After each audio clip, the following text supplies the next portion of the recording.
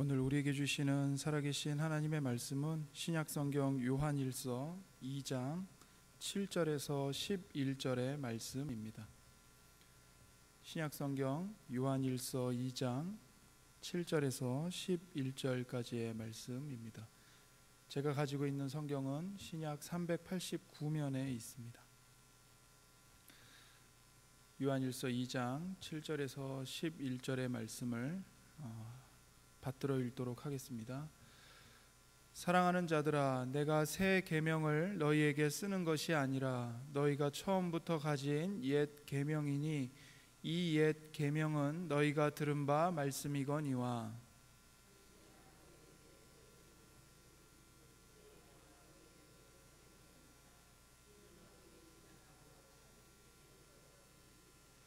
빛 가운데 있다 하면서 그 형제를 미워하는 자는 지금까지 어둠에 있는 자요.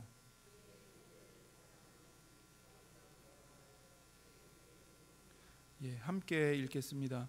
그의 형제를 미워하는 자는 어둠에 있고 또 어둠에 행하며 갈 곳을 알지 못하나니 이는 그 어둠이 그의 눈을 멀게 하였음이라. 아멘. 하나님의 사랑으로 하나님의 자녀가 된 사람들은 하나님을 사랑하며 하나님을 닮아갑니다. 그 하나님을 닮아가는 것의 가장 뚜렷한 표지는 하나님의 계명을 지키는 것입니다. 계명은 지키지 않으면서 하나님의 말씀은 마음에 두지 않으면서 나는 하나님에 있다고 말하는 것은 거짓말입니다. 진리 밖에 있는 것입니다. 그러나 계명을 지키는 사람은 하나님께서 뜻하신 바들을 이루는 사람인데 그것은 하나님에 대한 사랑으로 드러납니다.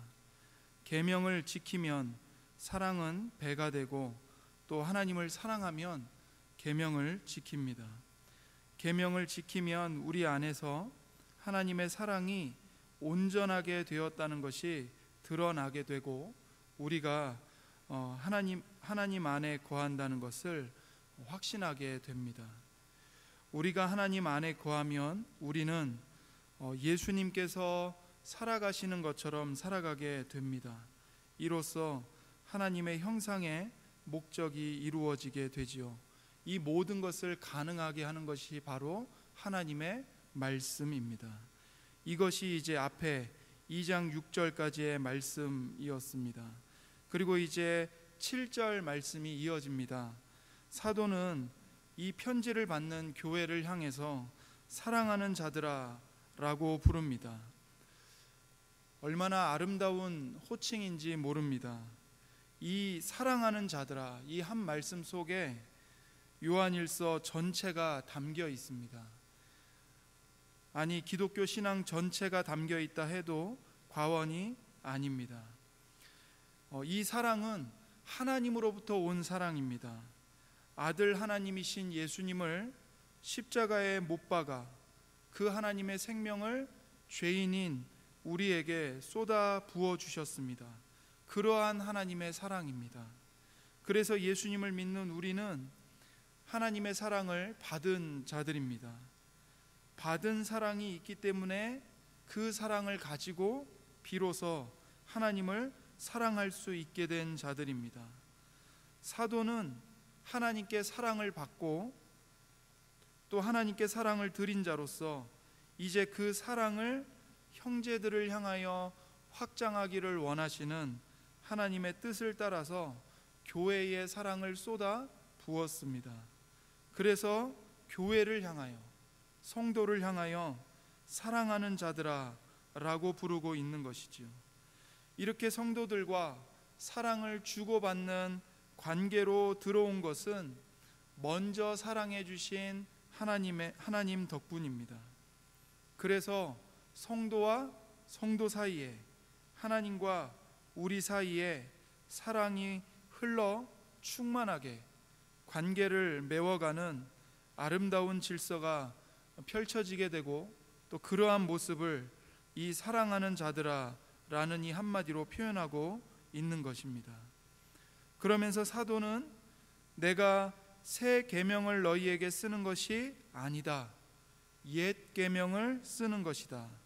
그런데 옛 계명은 너희가 모르는 게 아니라 너희가 처음부터 들어왔던 말씀이다라고 말을 합니다.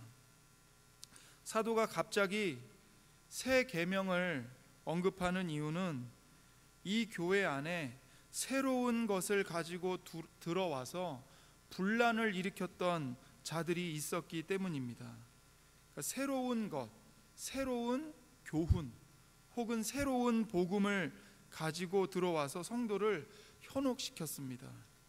자기들만 하나님으로부터 비밀스럽게 계시를 받았고 또 구원에 관한 특별한 지식을 자기들만 알고 있고 이 지식을 깨닫는 자만 구원받는다 주장하면서 교회를 어지럽혔습니다. 이것이 예나 지금이나 이단의 특징입니다.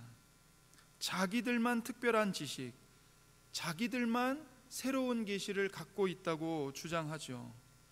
그러면서 공교회가 고백하는 신앙 고백을 부인하고 왜곡합니다. 그러면서 성도들을 혼란스럽게 만들지요. 그래서 우리는 새로운 것을 너무 좋아해서는 안 됩니다. 성경에 대한 새 관점, 성경에 대한 새로운 해석, 이런 것들을 들을 때에 경계해야 합니다. 새로운 것이 참신한 것일 수 있고 예전에 들어보지 못했던 것이기 때문에 재밌게 들릴 수 있습니다. 그러나 성경이 말하는 것보다 더 새로운 것을 말하는 것은 멸망의 길입니다. 이거는 우리가 조심해야 되고 경계해야 할 것들입니다. 사도는 새 것을 쓰는 것이 아니다. 너희가 이전부터 가지고 있었던 옛 계명을 쓰는 것이다 라고 말합니다. 여기서 옛 계명은 단수입니다. 하나의 계명만을 가리키는 게 아니고 구약의 율법 전체를 사도는 지금 말하고 있는 겁니다. 구약의 율법 전체의 핵심이 무엇이지요? 율법과 선지자의 그 강령, 그러니까 율법과 선지자 전체를 관통하는 핵심이 무엇인지요? 사랑입니다. 예수님이 그것을 가르쳐 주셨죠. 마태복음 22장 37절에서 40절까지를 보시면 예수께서 이르시되 내 마음을 다하고 목숨을 다하고 뜻을 다하여 주 너의 하나님을 사랑하라 하셨으니 이것이 크고 첫째 되는 계명이요 둘째도 그와 같으니 내 이웃을 내 자신같이 사랑하라 하셨으니 이 두 계명이 온 율법과 선지자의 강령이니라. 예수님이 말씀하셨습니다. 여기서 강령이라는 것은 박힌 못에 건다는 뜻입니다.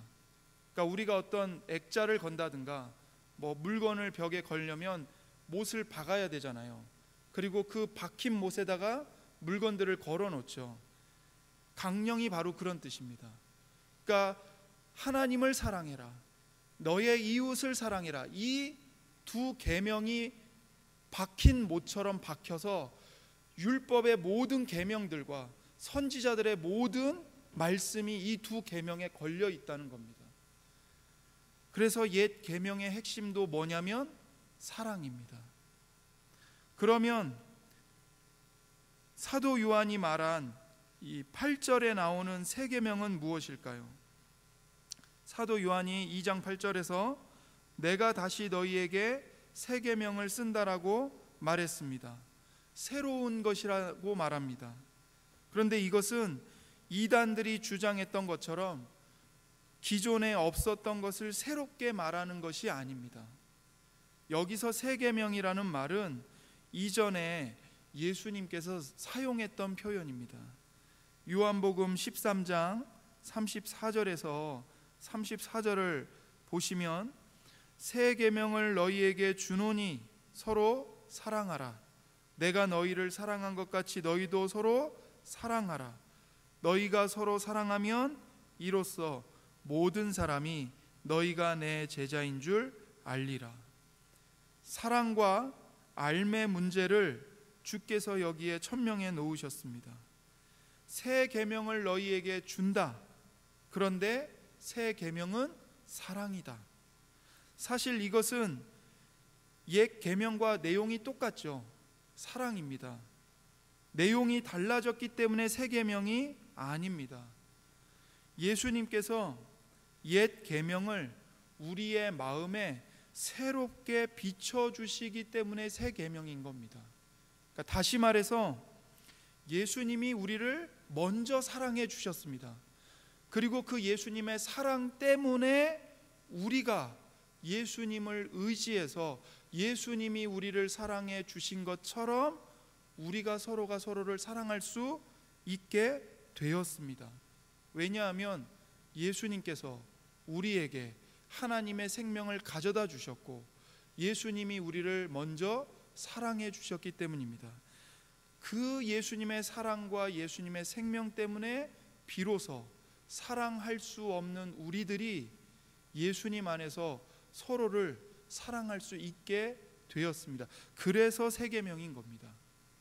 그렇다면 이 새 계명, 즉 참 사랑이 어떻게 드러날까요? 요한일서 2장 8절을 보시면, 본문의 2장 8절을 보시면 사도가 이렇게 말합니다. 이 새 계명은 그에게와, 여기서 그는 예수님입니다. 예수님에게와 너희에게도 참된 것이라고 말씀합니다. 사랑이 예수님 안에서 참 진리임이 드러났습니다. 어떻게 드러났을까요? 예수님이 죄인인 우리를 위해 십자가에서 피 흘리시고 돌아가심으로써 우리를 향한 하나님의 사랑이 참된 것임이 만천하에 드러났습니다. 그리고 사랑이 우리에게도 참된 것임이 드러났다고 말합니다. 주님께서 성도에게 주신 영원한 생명이 주님의 말씀대로 서로 사랑하는 행위로 드러나게 되었다는 뜻입니다. 이것이 성도가 누리는 복입니다. 그러니까 우리가 예수님 때문에 서로를 사랑할 수 있게 되었고 성도는 그 사랑이 이미 드러났다고 말씀하고 있는 것입니다. 세상 사람들이 성도를 보면 사랑이 완성되었고 완성되어 가고 있다는 것을 볼 수가 있습니다. 이미 드러났기 때문이죠. 그러면서 이는 어둠이 지나가고 참 빛이 벌써 빛이었기 때문이다 라고 말씀합니다. 그러니까 새벽에 산 너머로 해가 뜨기 시작하면 새벽빛이 비치면서 캄캄한 어둠이 서서히 사라지지요. 이렇게 어둠이 지나가고 이미 해가 뜬 시점이라고 말합니다. 바로 지금은 어둠의 때가 아니라고 말합니다. 11절을 보면 형제를 미워하는 자는 어둠에 있고 또 어둠에 행하며 갈 곳을 알지 못하고 이는 그 어둠이 그의 눈을 멀게 하였다라고 말씀합니다. 캄캄한 밤에 산에 홀로 있어서 목적지를 향해 가야 하는데 갈 방향을 알 수가 없습니다. 캄캄해서 아무것도 보이지 않습니다. 그래서 부지런히 움직입니다. 걸어갑니다. 그런데 계속 제자리만 뱅뱅뱅뱅 도는 것 같아요. 이런 것을 경험하면 그 공포는 말로 표현할 수가 없을 겁니다. 저는 이제 산골에서 태어나서 자랐는데요. 그때는 그 가로등이 없었습니다. 그러니까 밤이 되면 논이고 길이고 깜깜합니다. 저희 옆 동네에 할머니가 사셨거든요. 아버지가 밤에 심부름을 보내실 때가 있어요. 좀 다녀오라고. 무서운데 그 조그만 어린아이한테 왜 아버지가 안 가시고 왜 나를 보내셨는지 보냅니다. 캄캄한 어둠 속을 그 논길을 걸어가야 돼요. 아무것도 안 보여요. 손에 이제 손전등 하나 이제 들고 걸어가는 겁니다. 근데 이제 들고 걸어가는데 이제 무섭잖아요.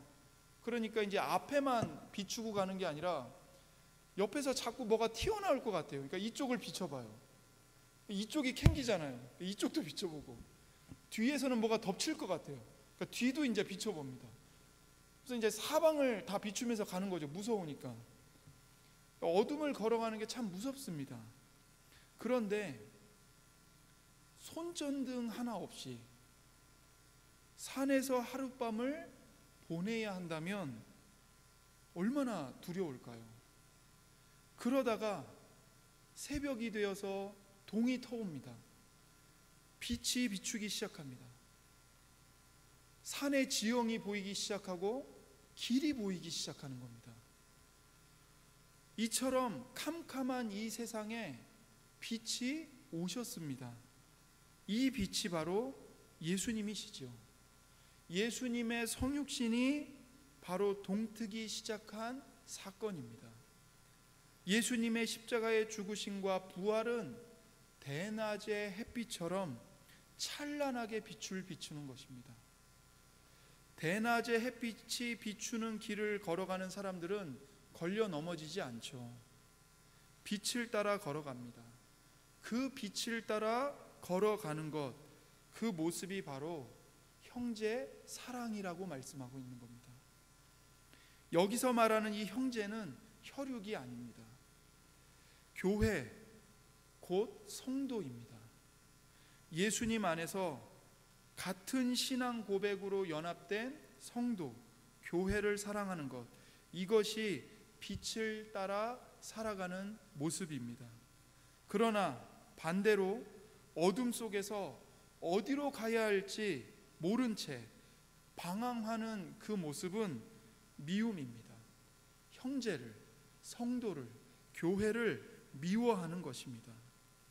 이미 예수님이 오셨고 예수님의 사랑이 십자가에서 찬란하게 드러났기 때문에 대낮과 같은 이 땅에서 살아가는데 우리가 여전히 빛이 오지 않은 것처럼 어둠 가운데서 살아서야 되겠느냐?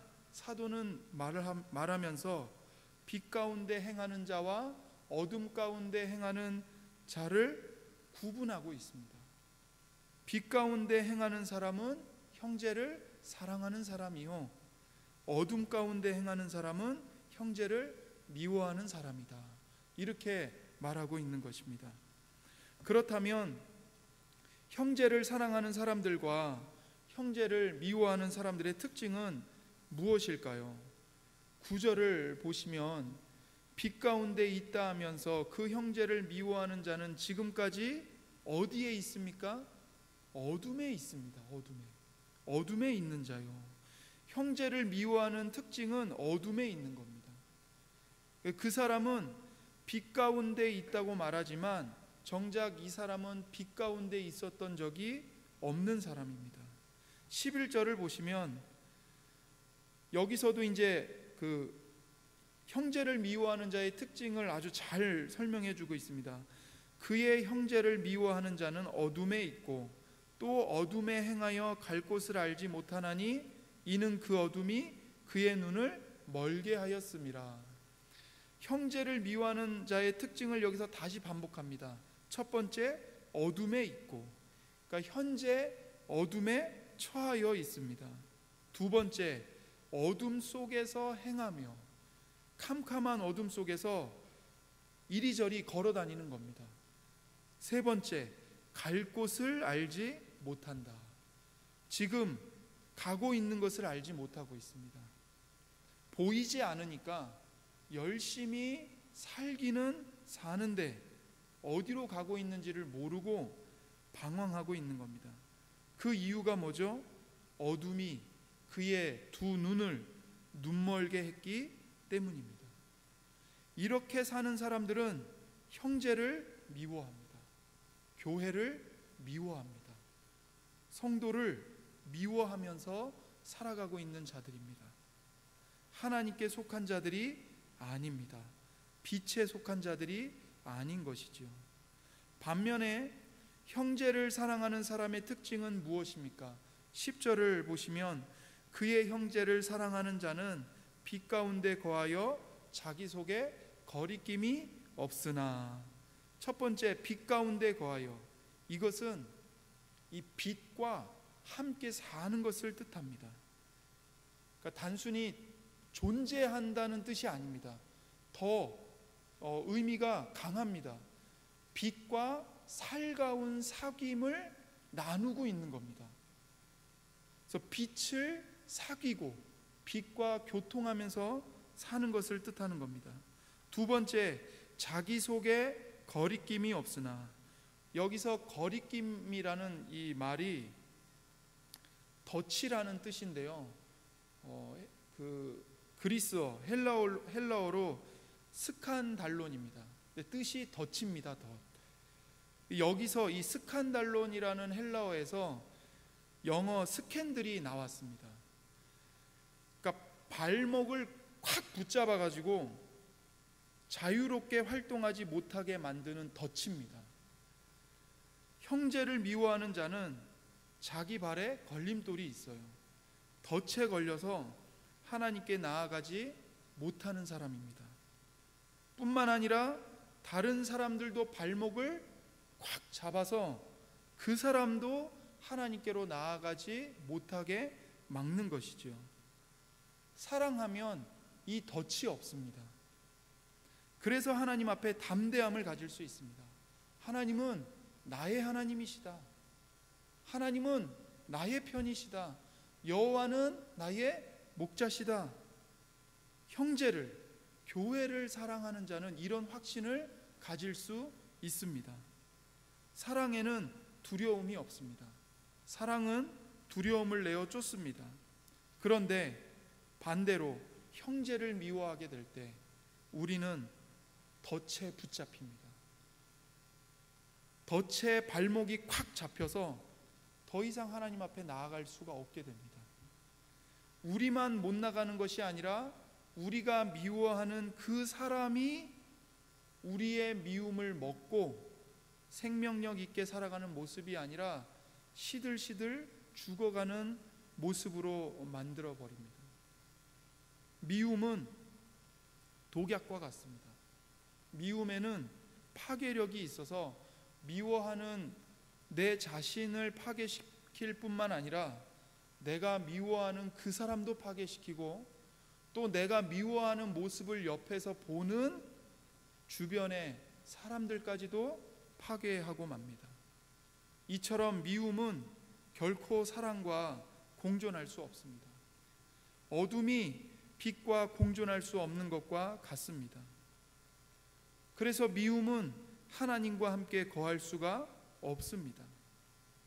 하나님께서는 지금 혹시라도 우리 안에 성도를 향한, 교회를 향한 미워하는 마음을 끝까지 품고 있지는 않는지 이 말씀의 빛으로 우리의 마음을 조명하고 계십니다.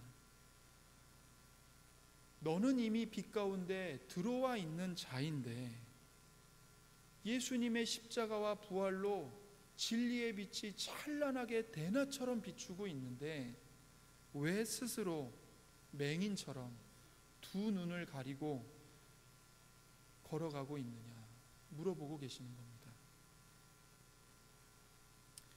우리의 마음이 미움의 덫에 걸리면 하나님의 말씀이 살갑게 들리지 않습니다. 마음에 와닿지가 않습니다. 그리고 그 말씀이 뜬구름 잡는 것처럼 들립니다. 우리의 기도도 막혀서 하나님의 응답을 못 받게 됩니다. 여러분 TV에서 그 덫에 이렇게 발목이 콱 붙잡힌 그 짐승의 모습을 보셨죠? 아무리 거기서 벗어나려고 발버둥 쳐도 그 덫이 쳐져 있는 그 범위 안에서만 뱅글뱅글 돌잖아요. 그러니까 성도를 미워하는 게 우리를 이렇게 노예로 만드는 겁니다. 우리는 모태로부터 어머니의 뱃속에서부터 죄인으로 태어난 죄인들이기 때문에 스스로의 힘으로는 이 미움의 덫에서 벗어날 수 없습니다. 우리에게는 구주가 필요합니다. 진리를 미워하고 하나님을 미워하고 성도와 교회를 미워할 수밖에 없는 어둠에 사로잡힌 노예였던 우리를 구원하시기 위해 빛이신 예수님이 우리에게 찾아오셨습니다. 우리의 죄를 위하여 십자가에 못 박힌 예수님이 우리를 모든 미움에서 자유롭게 해방시켜 주셨습니다. 우리 마음의 미움의 덫을 제거하는 유일한 방법은 죄 때문에, 나의 죄 때문에 영원한 미움을 받아 마땅한 죄인인 우리를 위하여 십자가에 못 박혀 죽으신 예수님을 믿는 겁니다. 예수님께서 내가 받아야 할 그 영원한 하나님의 진노, 그 하나님의 의로운 미움을 내가 받아야 되는데 예수님이 십자가에서 다 받아주셨습니다. 내가 받아야 할 내 죄에 대한 하나님의 그 의로운 미움, 분노를 예수님이 다 받으시고 오히려 우리들에게는 하나님 아버지의 사랑과 용서를 쏟아부어 주셨습니다. 이 예수님을 믿을 때에 우리가 비로소 미움의 덫을 제거할 수 있고 그 덫을 벗을 수가 있게 됩니다.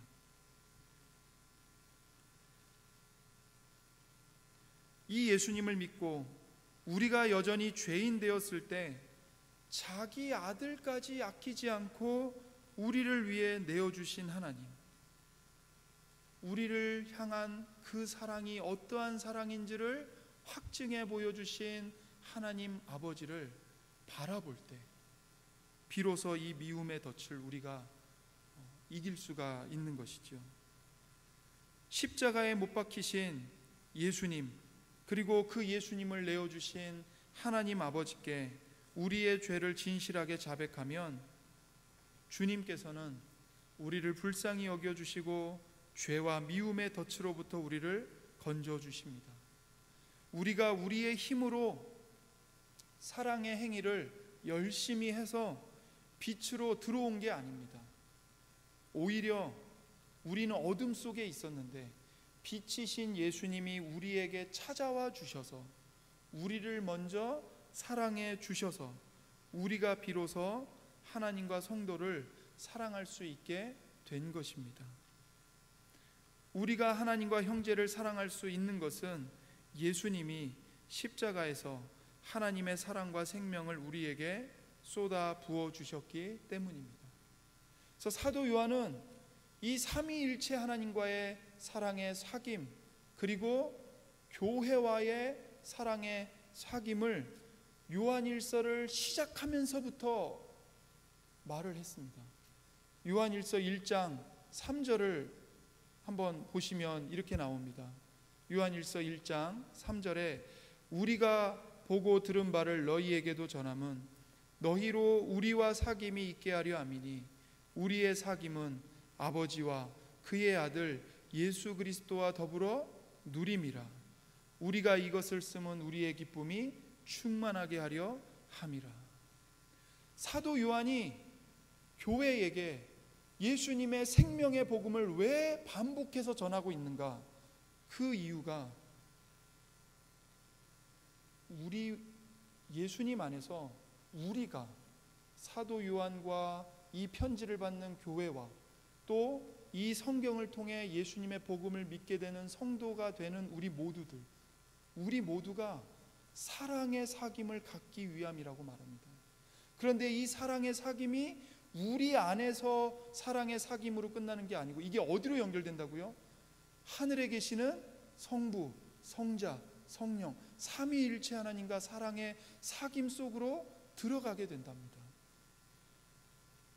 예수님께서 생명의 말씀이신 예수님이 우리에게 예수님의 생명을, 하나님의 생명을 가져다 주셨기 때문입니다. 그리고 그 사랑의 사귐의 핵심이 뭐냐면 기쁨입니다. 기쁨, 충만한 기쁨입니다. 이것을 우리에게 주시려고 하나님께서 예수님을 이 세상에 우리에게 보내주셨습니다. 우리를 모든 미움과 죄에서 건져주시고 삼위일체 하나님과 성도들과 사랑의 사귐을 갖도록 우리에게 영원한 생명을 주신 예수님을 의지하고 하나님 아버지께 나아가시기 바랍니다. 우리의 죄를 하나님 앞에 진실하게 고백하고 하나님께서 우리에게 주시는 그 사랑의 사귐으로 인한 기쁨을 충만하게 누리시는 모든 성도님들이 되시기를 간절히 바랍니다. 기도하겠습니다. 하나님 아버지, 감사합니다. 모태로부터 죄인으로 태어나 하나님을 미워할 수밖에 없고 세상과 사람을 미워할 수밖에 없었던 우리들을 하나님의 아들이신 예수 그리스도 안에서 구원하여 주셔서 감사합니다. 우리의 죄로 인하여 하나님의 영원한 미움을 받아 마땅한 자들인데 하나님은 우리에게 하나님의 의로운 진노를 쏟아부으시지 아니하고 도리어 예수님을 우리에게 주셨습니다. 그 은혜가 얼마나 크고 놀라운지요. 정말로 예수님을 더욱더 굳게 믿음으로 우리 마음에 있는 모든 미움의 덫을 제거하게 하시고 삼위일체 하나님과의 사랑의 사귐, 그리고 성도들과의 사랑의 사귐 속으로 들어가 하나님이 주시는 신령한 기쁨을 충만하게 누리는 우리 모든 성도들이 될 수 있도록 복된 은혜를 우리에게 더하여 주옵소서. 감사드리며 우리 구주 예수님의 이름으로 기도드립니다. 아멘.